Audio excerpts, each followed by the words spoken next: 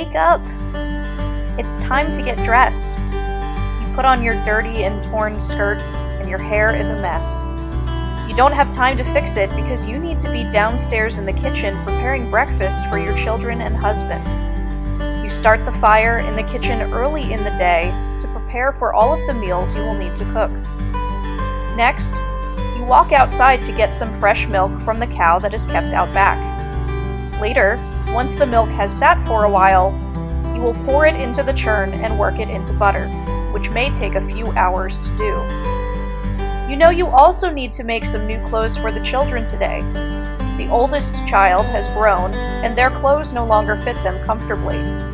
To be a good wife and mother, you need to make sure you take care of these things.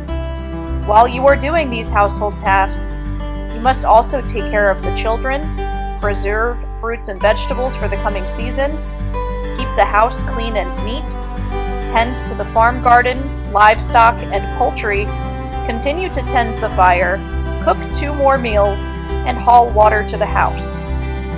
You will do all of this again tomorrow.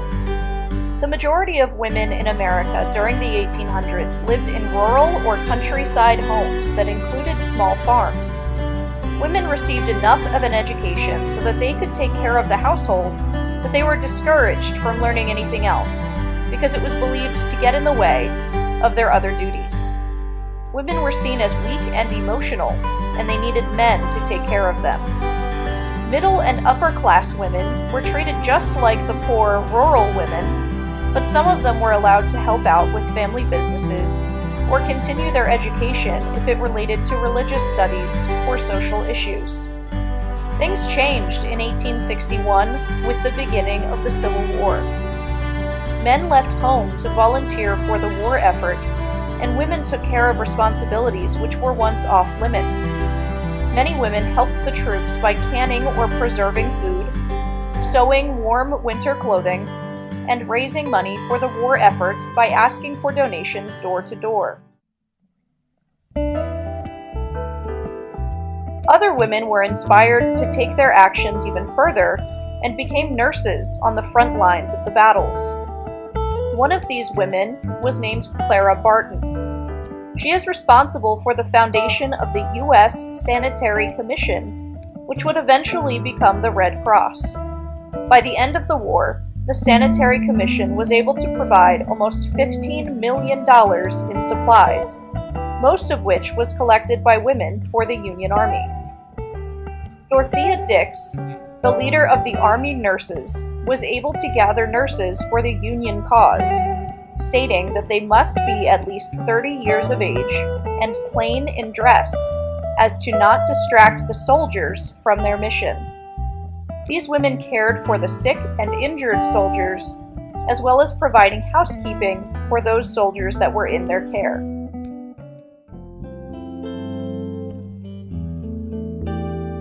At the beginning of the Civil War, many women decided to pose as men so they could join as soldiers. Women like Frances Clayton and Jenny Hodgers changed their names and wore men's clothing so they could sneak into the army.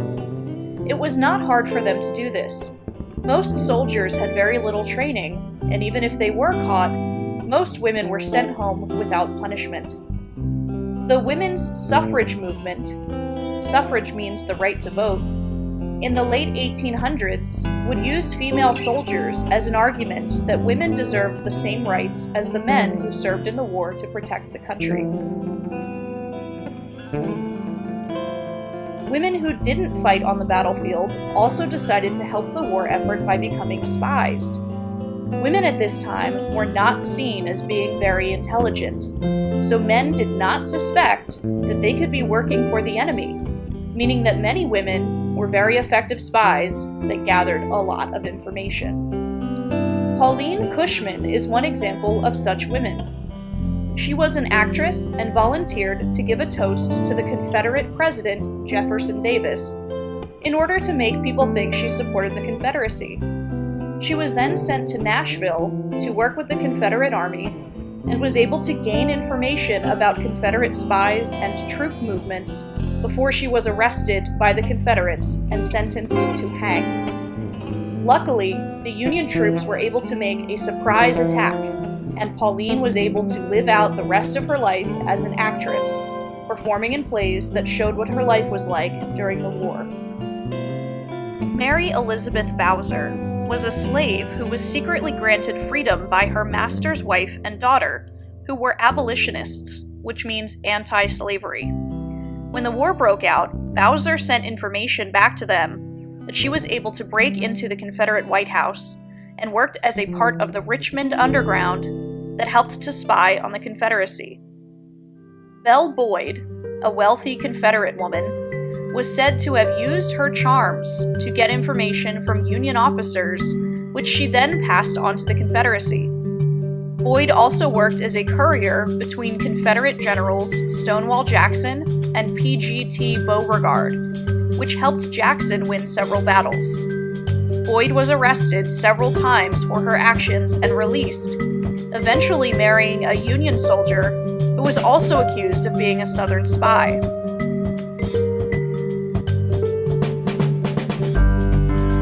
The Civil War promised freedom for many slave women, but many of them were not free to have the choices that other women were given at this time. In addition to their normal duties, these women had to perform the role of their husbands who were sent off to fight in the war. Many free black women supported the Union cause during the war because they believed it would bring them equality. There were, however, some black women who were forced to join the Confederate side because they were afraid of what might happen if they didn't. They might receive some sort of brutal punishment for refusing to help. Some black women worked as nurses or cooks and hoped that their efforts might lead to freedom or equality due to their service. Women also became involved in fighting off the battlefield. Many upper-class women fought for women's suffrage and abolition, which means an end to slavery. Harriet Beecher Stowe was an abolitionist who wrote a book called Uncle Tom's Cabin, which became a very famous retelling of the harsh conditions faced by slaves. Harriet Tubman was an African-American former slave who escaped and decided to devote her life to helping others escape slavery by creating the Underground Railroad. This was a system of safe houses and pathways for slaves to travel to get to northern states where slavery was outlawed. Susan B. Anthony was also an abolitionist and a suffragette, or someone who fights for women's voting rights.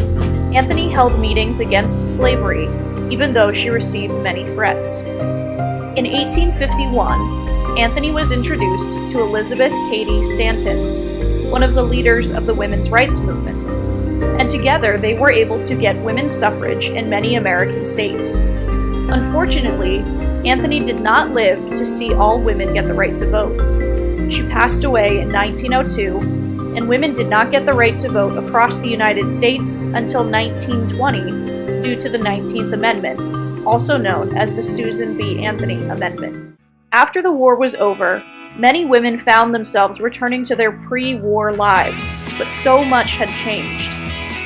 The war gave women a chance to control their own lives, to earn and manage their own money, and they gained much more respect. The women's voting rights movement began to gain more power, and many women started to go to college. The Civil War allowed women to have brand new opportunities because it gave them a chance to show everyone else what they were capable of. Thanks to these women, a revolution began.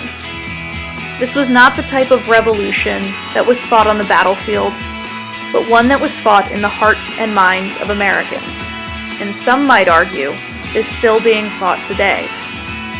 Thanks to the women of the Civil War, women in today's America have the power to decide what they would like to do with their lives, and continue to make a difference in the lives of other people in this country and around the world.